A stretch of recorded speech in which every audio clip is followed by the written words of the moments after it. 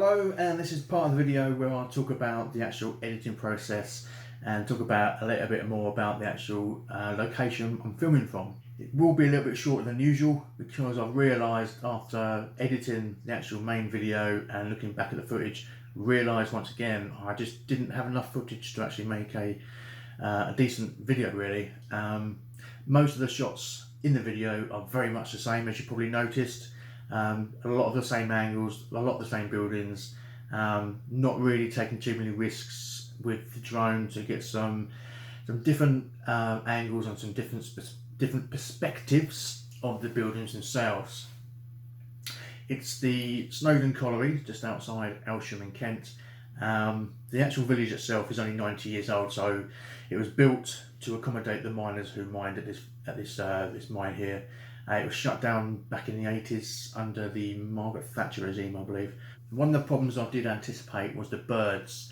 There are quite a few birds around this area. Pigeons and seagulls. They're not really a problem, to be fair. I've never had a problem with seagulls or pigeons with the drone, but buzzards. Now I know there's buzzards flying around here, and they're a lot bigger and a lot more aggressive apparently. And I have heard other drone users saying they've been attacked by buzzards, especially with the DJI Mavic Mini being so small. It doesn't look so imposing to other birds of prey, to be honest. So I was a little bit nervous about that because I knew there were buzzards in the area. I could hear them screeching around. But this building here, this is the biggest building on the actual property itself. What I really wanted to do was fly as close as I possibly could and peek through those big square windows, but unfortunately I'm not quite brave enough. I'm actually standing too far away to be able to keep a good eye on the drone and work out exactly how close I am. Using the actual video feed, I can't really estimate how close I am to the trees and the bush right in front, so I wasn't brave enough, basically. One of the things I don't like about this video is that road running down the right hand side. I really hate having roads in any of my videos just because of the cars going past. They do put me off any video that I edit. If I see cars going up and down, it's really annoying. But there's not many locations where you can get away from having roads in them these days. You probably notice a few cars driving up and down, and hopefully they're not too distracting, but for me they are. I think it's about 5 o'clock in the evening that I was at this location, and I chose this time of day because the sun sort of gives the best light of the front of the buildings. If I went around the other side, obviously most of the buildings would be in shadow. That's why I spent most of the time filming from this side of the building. So if I went round the other side, it wouldn't be much good really. I'd have the sun staring straight through the camera, and most of the buildings would be in shadow, so I wouldn't be able to pick up a lot of detail anyway. Maybe one day I'll go back during the midday when the sun is right above and do another video of that. See, this is what I was trying to do. I was trying to get as close as I possibly could to this big building here, and on a big screen you might be able to work out what's inside. You might be able to see through the windows. I got as close as I possibly could, then basically bottled it really. Again, I need to be inside the actual land itself to be able to work out exactly how close I am with the drone, so I can make sure I don't crash basically. But from where I'm standing right now, I'm on the other side of the road, probably about 100 metres away, or maybe about 100 metres away, and I've no way of judging really how close I am. I need to be able to be closer to it really. I think this is the closest I've got.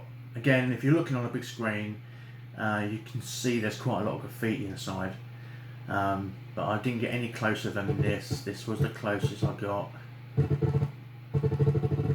Yeah, that's why I've cut the video right here, because I probably lost my bottle again and just flew straight back again just to make sure I wasn't going too near the trees.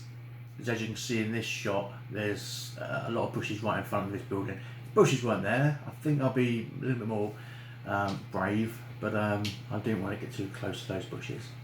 And as you can see from this shot here, there's quite a lot of land behind. I haven't quite found a way in. There are security guards there, and the actual location is fenced off, and it's got big gates around it, big padlocks around it, so you're not actually allowed inside. But I'm hoping one day to go back and maybe see the security people in there wondering whether they'll let me in. I think I could make a much better video if I was actually allowed inside the location itself. Maybe I'll do that again one day with the DJI Mavic Mini. I think that'd be a much more interesting video rather than just having the same shots over and over again. I mean, for instance, this shot here, if I just literally pan the camera to have a bird's eye view and fly a little bit lower over these buildings, I'm pretty sure I'll have a much more interesting shot than I have got here.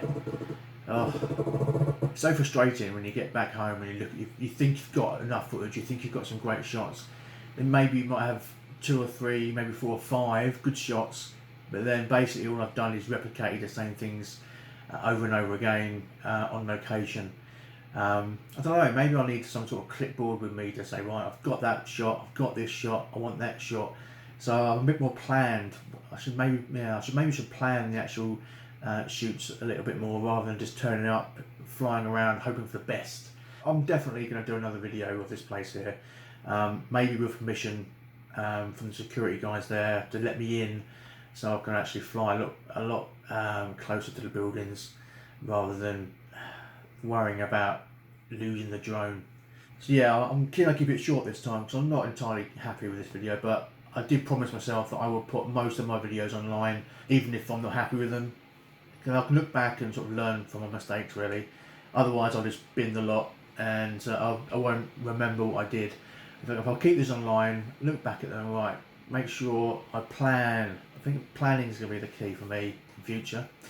So that's going to be about it. I'm not going to waffle on too much about this video. I'm not happy with it. There's a few shots that I really like.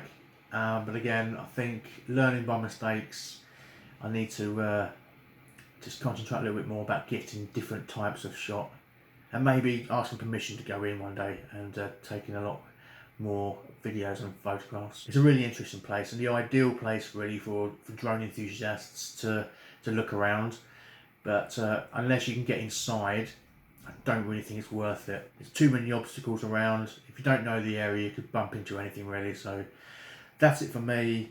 Hopefully I'll have a much better video next time. Cheerio.